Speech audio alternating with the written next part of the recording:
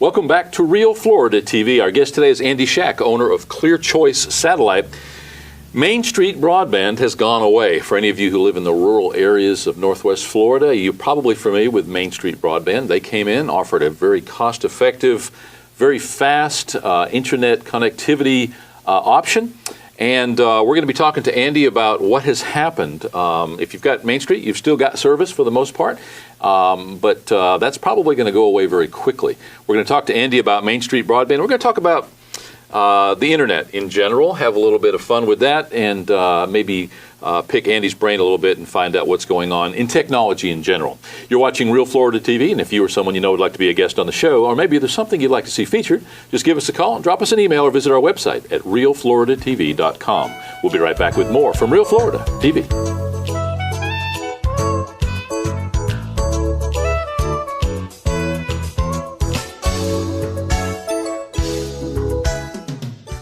Welcome to the people, events, and business of The Real Florida. Real Florida magazine highlights the pristine, unspoiled Florida, from special events to businesses to just getting away from it all. Real Florida magazine offers a taste of The Real Florida, the way it's supposed to be. Available free of charge almost everywhere. So take a deep breath, relax, and get back to what's important. Check us out at realfloridamagazine.org. We'll be waiting for you. Women's Day magazine calls the Wausau Possum Festival one of the most unique festivals in the world. But maybe we'll just let you decide. It's time for the Wausau Possum Festival in historic Wausau, Florida. A parade, live music, entertainment for the kids, arts and crafts, and a celebration of the possum. Brought to you by One South Bank in Chipley, Florida. 92.5 WPAP, News 13, and the Goulding Agency. Visit WausauPossumFestival.com.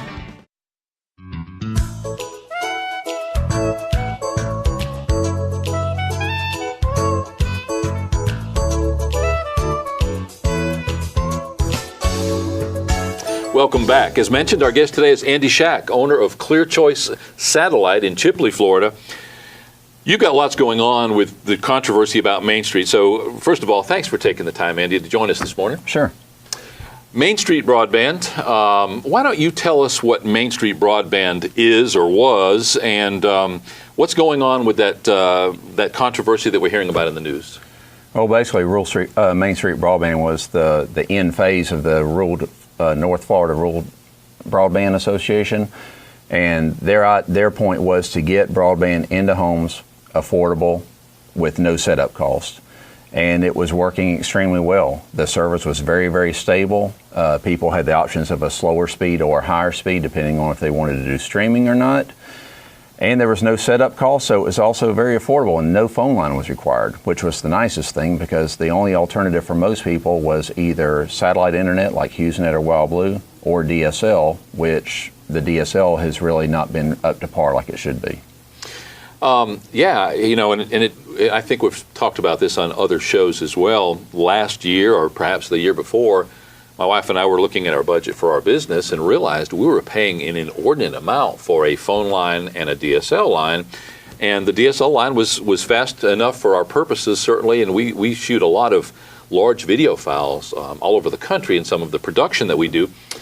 But it was really too expensive. So I told my wife to call AT&T and to cancel. Well, they got a retention specialist on the phone, and they doubled our service and halved our price, and we said, sure, absolutely. But what they didn't tell us is that if you had a disruption in service, and at that time, as I told the salesperson, we were getting ready to move to another suite in the same building, that if you had that disruption in service, that the highest speed that would be then available to you would be a fraction of what they were selling me.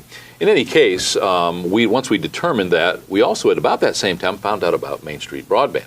Now, Main Street broadband made available to us for less than $50 a month the ability to have very fast upload and download speeds, and again at a very affordable price, and we were able to get it within a day's time. It was a no-brainer, and what was interesting is that we just dropped AT&T, and we were never dunned, we were never sent a bill, we were never harassed for breaking our contract. So they sort of proved to us that they didn't want our business. And I subsequently found out through some of their own people here locally in the Chipley area that that's exactly what they're trying to do. They're trying to divest themselves of their wired service and go to strictly wireless.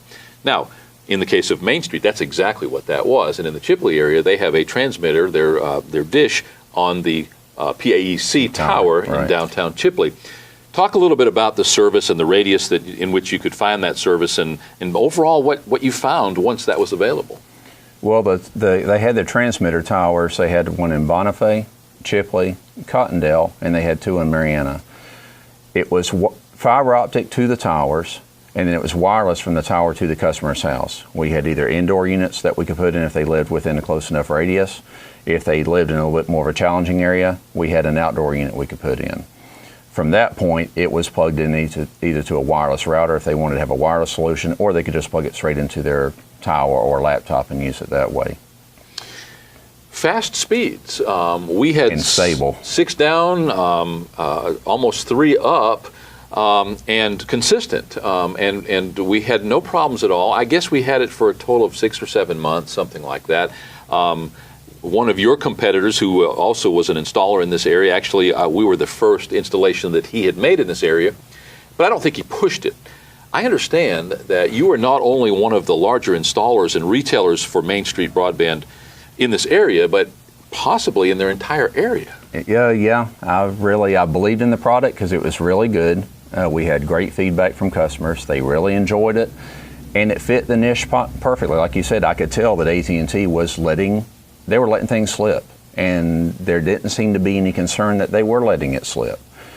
And so I really pushed it. I spent a lot of money and time advertising the product, and I was actually their #1 agent and installer for the entire company. As a matter of fact, the last month I broke all the records.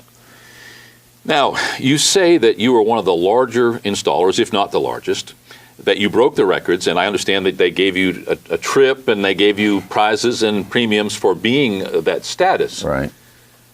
But what people don't understand, and looking behind the curtain in the case of the Wizard of Oz analogy, is that you actually were financing a lot of this yourself, some of which you were getting in monthly checks, but you were considerably behind as far as your investment compared to income. And I understand that you sort of got left holding the bag. A pretty big bag, fairly large. Yes, I would do the installations and everything up front, so I was immediately out. The time, labor, the fuel it took to go on site, plus all the parts and everything that were used. Plus, I did considerable amount of advertising, which I was going to get reimbursed for with co-op. Well, now I'm not getting paid for any of the installations. None of the commissions, but I'm still out the real money that I paid for my fuel, for my parts, and of course the time. I wasn't getting home till after 9 o'clock just about every night, as a lot of customers who I put in will know. They were always amazed that it would be 7 o'clock and there I was crawling through their attic underneath their house to get this service put in for them. But it was a good service. I knew it worked well, and of course with business, if you put a product in and people are happy with the service, they're going to refer you. And that was really the worst thing, is that last month the referrals were really starting to come in. People are saying, hey, call Andy, he'll get this stuff put in for you.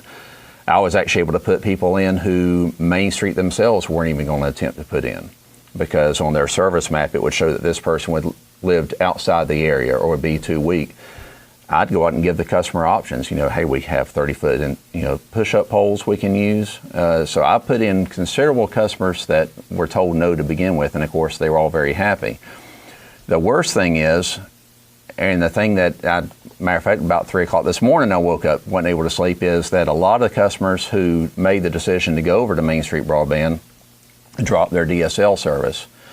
And for those who aren't aware, for a lot of people, once you drop your DSL service, that's it, because there's other people who are on a waiting list, and as soon as you drop your service, that channel's given to the other person, so there essentially is no going back.